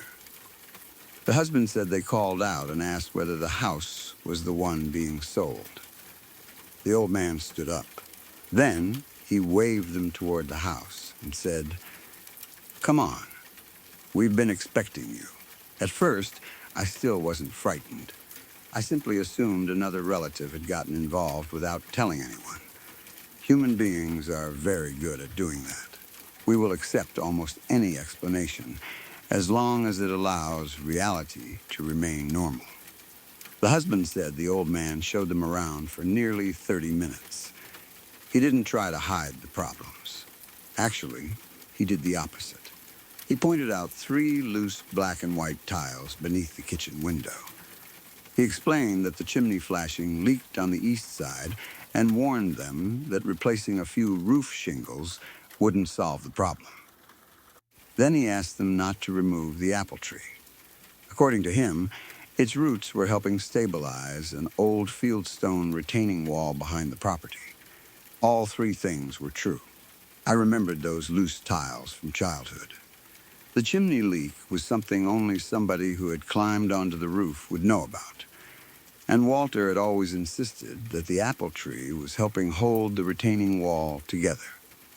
Nobody else in my family cared enough about that tree to mention it. I remember looking toward the backyard. The apple tree stood exactly where it always had. Bare branches, cold November wind, nothing unusual. I asked the husband, what did this man look like? He thought for a second. Late 70s, maybe 80. Thin, that didn't mean much. Then, he added, old Navy baseball cap. Still not enough. Half the older men in small coastal towns probably owned the exact same hat. I actually felt relieved. Then his wife spoke. He had a gray button-up sweater. I stopped breathing normally. One button was missing. Before I could respond, their daughter interrupted, and his finger was short. I looked at her. What? She held up her left hand and pointed toward her index finger. Like this part was gone. That was the first moment I remember feeling genuinely cold. It was November, so I had a convenient excuse. Jason still believed someone was playing a joke. A neighbor, a relative, someone who knew the family. We unlocked the front door and went inside. The couple accurately described the kitchen. The old wood stove, a water stain behind the pantry. Most of those things had appeared in the listing photographs. I told myself that must be where they learned them. Then the wife mentioned that her daughter had forgotten a toy upstairs. A little wooden rabbit, she said. I stared at her. Upstairs? Yes. In the bedroom? She nodded. I looked toward Jason. That room doesn't open. The husband frowned. What do you mean? The door has been stuck for years. No, the old man opened it. I felt something uncomfortable move through my stomach. The husband continued. When we were leaving, he gave our daughter the key. He said we'd be coming back anyway, so she might as well keep it. The little girl reached into her coat pocket. Then she pulled out a brass key. It was old, worn, and threaded through a loop of green, insulated electrical wire. Nobody spoke. I took the key. The wire felt stiff and familiar in my hand. I had held my grandfather's keys hundreds of times as a child. I knew exactly how that green plastic coating felt. Jason looked at me. You okay? I didn't answer. I walked upstairs. Everyone followed. We stopped outside the bedroom. I inserted the key, turned it once to the right. The latch pulled back. The door opened, effortlessly, no resistance, no scraping. Nothing that same door had survived years of oil, tools, shoulders, and frustration. Now it opened as though someone had repaired it yesterday. Inside was an old iron bed frame, 2 empty feed sacks, dust, a lot of dust. And beneath the window sat a small yellow wooden rabbit.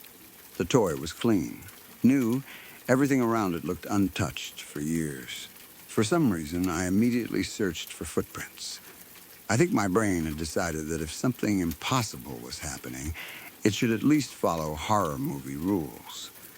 There were no perfect footprints crossing untouched dust, no bloody handprint, no message scratched into the wall. By then, several of us had moved around the doorway anyway, disturbing whatever evidence might have been there. We went downstairs. My hands were shaking. I opened my phone and started scrolling through old family photographs. I didn't tell anyone what I was looking for. Eventually, I found one. 4th of July, 2006. There were maybe 12 relatives standing around a folding table. Near the back was Walter. Navy baseball cap. Gray cardigan. Half his face hidden in shadow. I handed the phone to the husband. He looked at the picture for about 2 seconds. Then he touched the screen. That's him. My throat tightened. His wife took the phone. She stared longer. He looked a little older yesterday, but yes, that's him. Their daughter leaned closer. Her face brightened. That's Mr. Walt. I remember immediately wondering whether one of us had accidentally used Walter's name earlier. Maybe the adults had said it without noticing. Maybe the girl had heard. Jason still swears nobody had said it. I told them the truth. Walter died in 2008, 13 years earlier. The husband didn't laugh.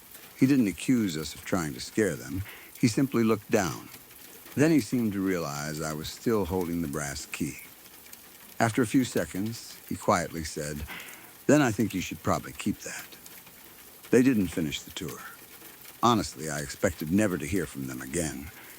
Who would buy a house after being shown around by a man who had been dead for 13 years? Apparently, they would. About a week later, they submitted earnest money. The wife told Jason that what happened hadn't frightened her away.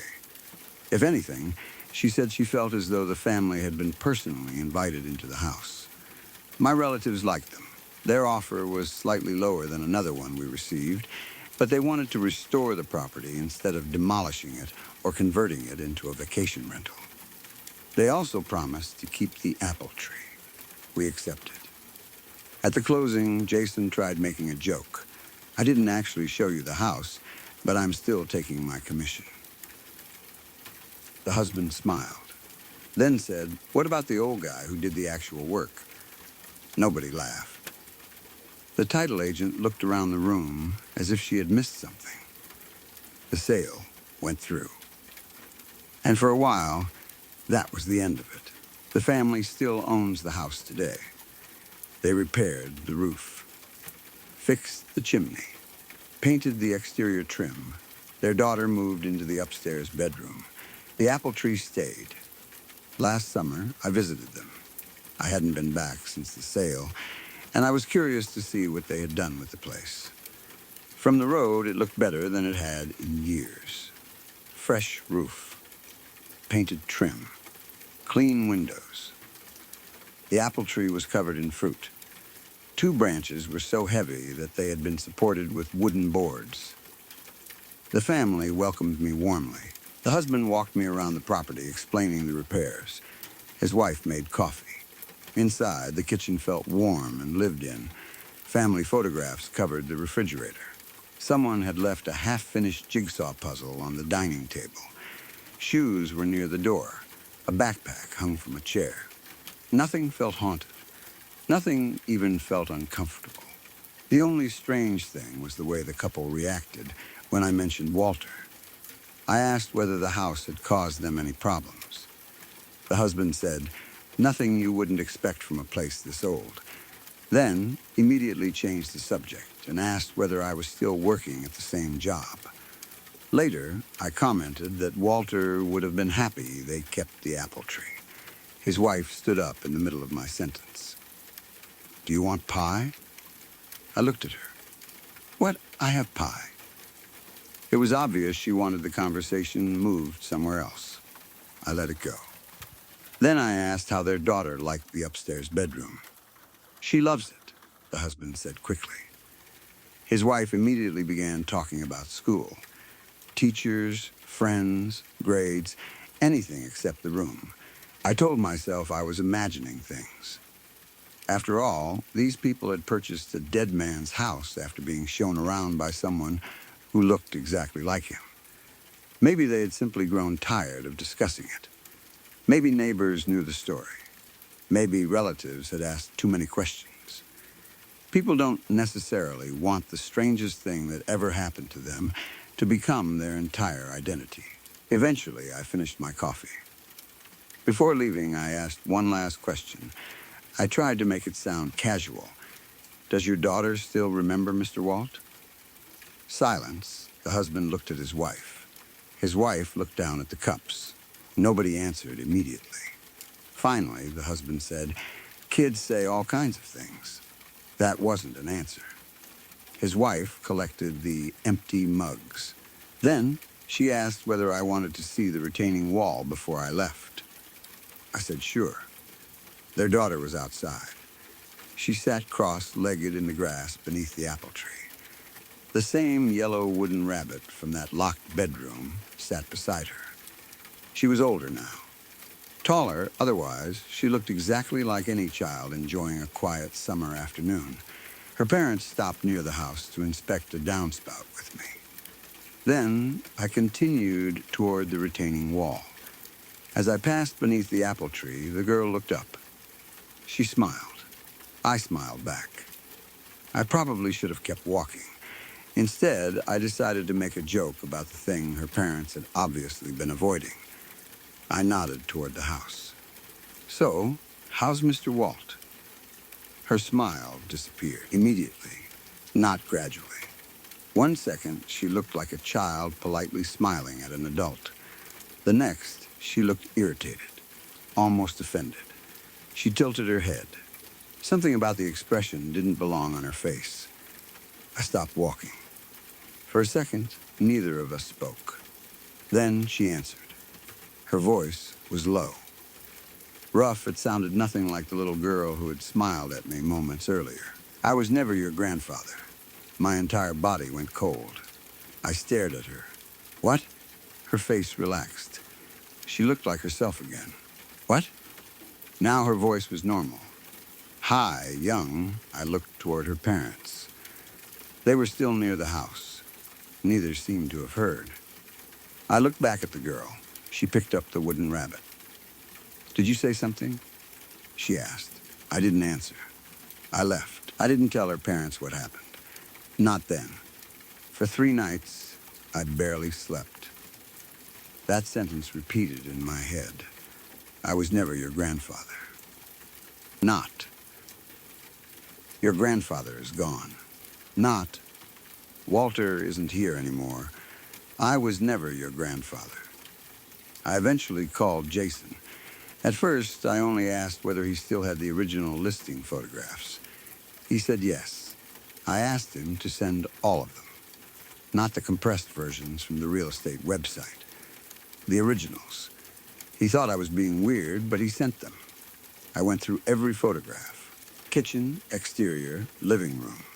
Backyard, roof nothing. Then I reached the final backyard picture. The apple tree stood near the center. There was nobody beneath it. At least that's what I thought. I zoomed in.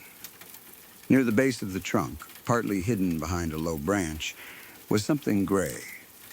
It looked like fabric. I zoomed further. The image became blurry. Still, I could make out part of a shoulder. A cardigan. Someone had been sitting behind the tree when Jason took the listing photos. I called him. "Was anyone at the house when you took these?" "No, you sure?" "Yeah, what about the backyard?" Empty, I sent him the enlarged image. He stopped talking. After maybe 30 seconds, he said, "That wasn't there. You can see it. I know what I can see. I'm telling you, nobody was there." I asked whether he remembered going near the apple tree. He said yes, then became quiet. "What?" "Nothing, Jason," he sighed. There was a stool, my grandfather's old wooden stool. I had forgotten about it. Jason said it was sitting beneath the tree. He remembered because he moved it before taking a photograph. That seemed ordinary. The strange part was what happened afterward. He couldn't remember where he moved it. I drove back to the house 2 days later. I didn't tell the family the real reason. I said I had found an old document related to the property and wanted to check something. The husband seemed uncomfortable when he saw me. Still, he let me in. Their daughter was at school. I went directly to the backyard. The wooden stool was beneath the apple tree, exactly where Walter used to sit. I asked the husband whether they had found it somewhere. He looked confused. "What stool?" I pointed. "That," he followed my hand. His expression changed. He stared at it. Then he said, "I don't know." "You didn't put it there?" "No, your wife?" "I don't think so." I walked closer. The wood was old, weathered. One leg had a dark stain I remembered from childhood. It was Walter's, I was sure. Then I noticed something beneath the seat. A loop of green electrical wire. No keys, just the wire. I crouched. The husband stayed several feet behind me. I reached toward it. "Don't." His voice stopped me. I looked back. He was pale. "What?" "Just leave it." "Why?"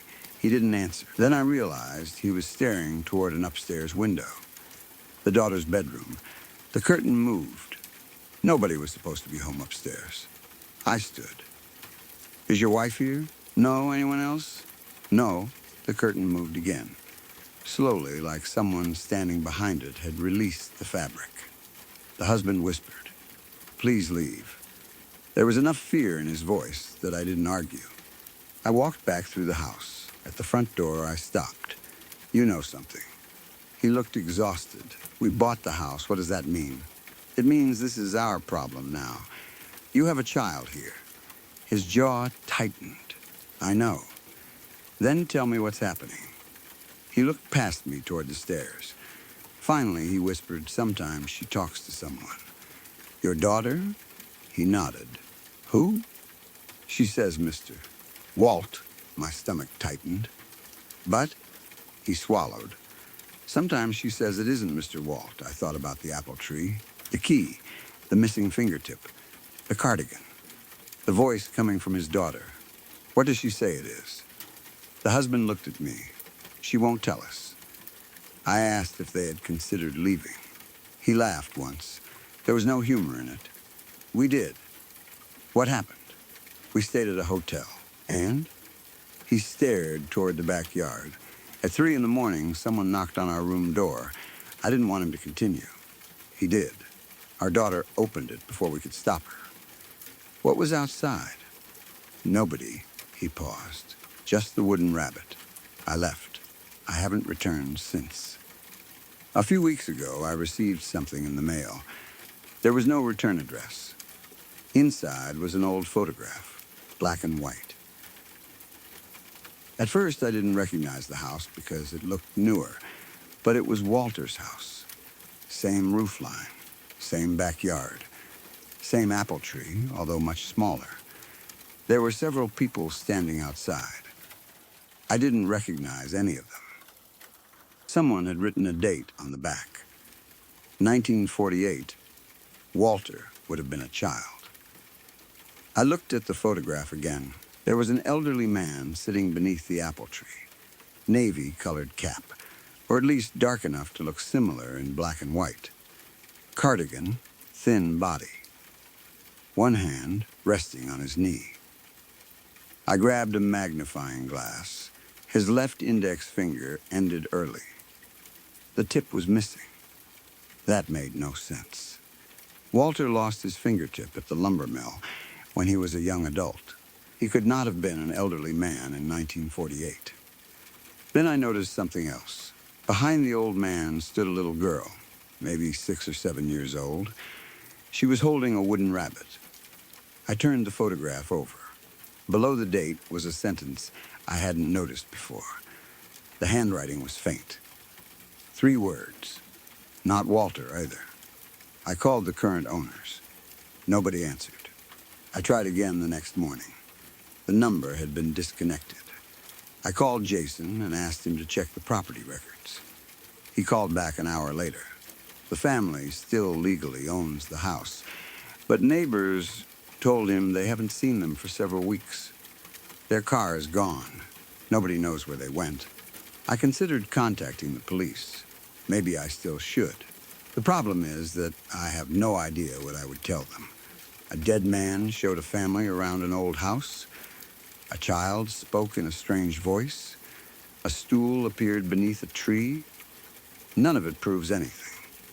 So I tried doing what I should have done years earlier. I started researching Walter.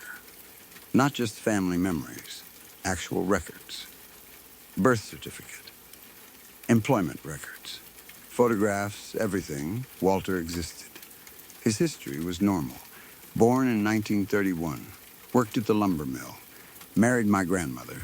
Lost his fingertip in 1954. Bought the house years later. Nothing strange. Except for one thing. The property records. Walter didn't buy that house. Not exactly. It was transferred to him. For $1. The previous owner had been an elderly man named Elias Venn. I searched the name. Almost nothing. Then I found an archived newspaper article. Elias disappeared in 1962. His wife and daughter disappeared with him. Their house was found unlocked. Food was still on the kitchen table. No signs of violence. No bodies. One detail in the article made me feel sick. Neighbors described Elias as a quiet man who spent most afternoons sitting beneath the apple tree. There was a photograph.